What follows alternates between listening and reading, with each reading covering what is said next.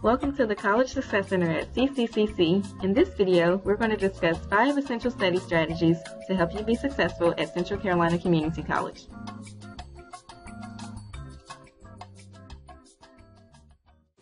Our first study habit is to use active learning.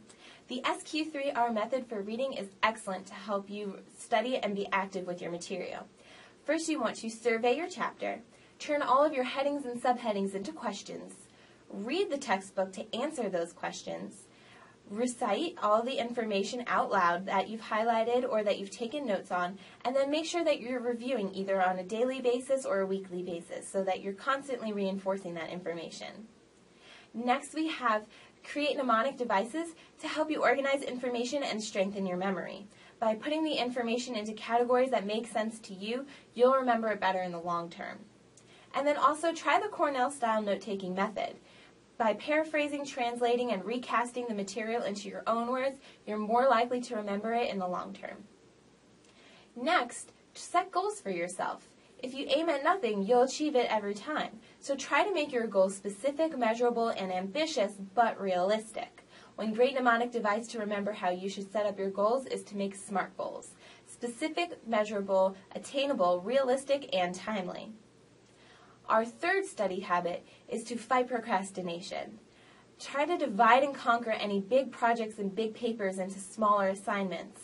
A lot of times they have natural breaks, so take those smaller sections and make them as mini due dates. So for example, let's say your project has 3 sections. Try to do section 1 on Monday, section 2 on Tuesday, and section 3 on Wednesday, and so then by Thursday you can review all the information and make any touch-ups and turn it in on Friday.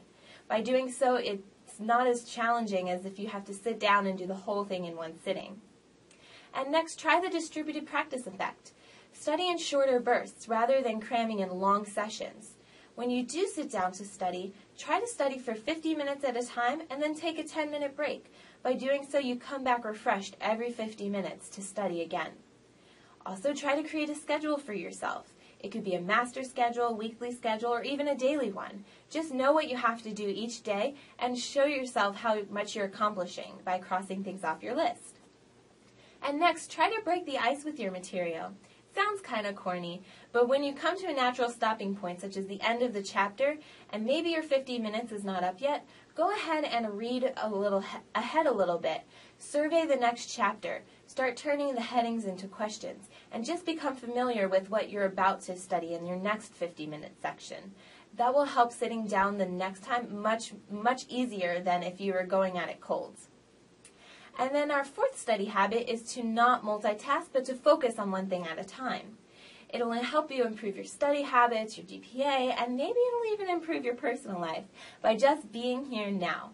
Focus on what's in front of you. Multitasking may be popular, but it's been proven to be ineffective. Set yourself specific goals and take them one at a time and give them your full attention. That way you're doing your best on whatever is in front of you.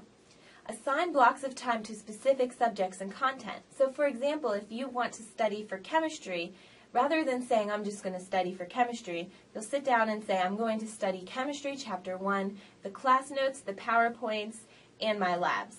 So that way you know exactly what you want to study and that your goals are measurable and you can show yourself what you have achieved in that time.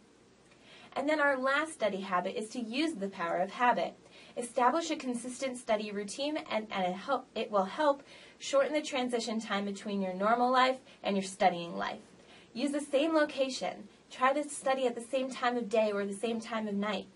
Use similar lighting as from one area to the next.